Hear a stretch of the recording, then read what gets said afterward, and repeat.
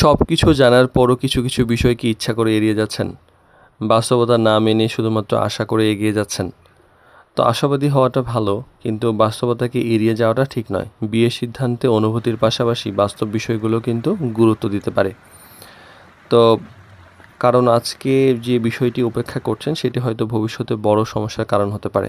তো ম্যারেজ ক্যাবির বিবাহ বিষয়ক জটিল প্রশ্ন সহজ উত্তর সিরিজের ৯৯তম পর্বে আজকে কথা বলবো যে আপনি কি বাস্তবতা এড়িয়ে যাচ্ছেন কিনা।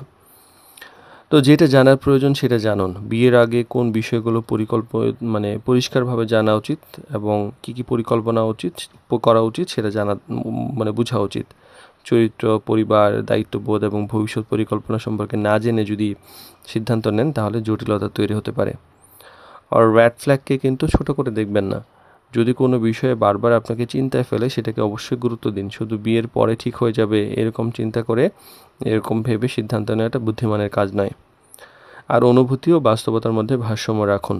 ভালো লাগা গুরুত্বপূর্ণ, কিন্তু সেটা একমাত্র ভিত্তি হতে পারে না। দীর্ঘমেয়াদী দাম্পত্যের জন্য মূল্যবোধ, দায়িত্ববোধ এবং পারিবারিক বোঝাপড়াও সমান জরুরি। আর কঠিন প্রশ্ন করতে ভয় পাবেন না। বিয়ের আগে প্রয়োজনীয় প্রশ্নগুলো পরিষ্কার করা ভুল নয়, বরং দায়িত্বশীলতার পরিচয়। পরে আফসোস করার চেয়ে আগে আলোচনা করাই ভালো। আর সত্য মেনে নিয়ে সিদ্ধান্ত নিন।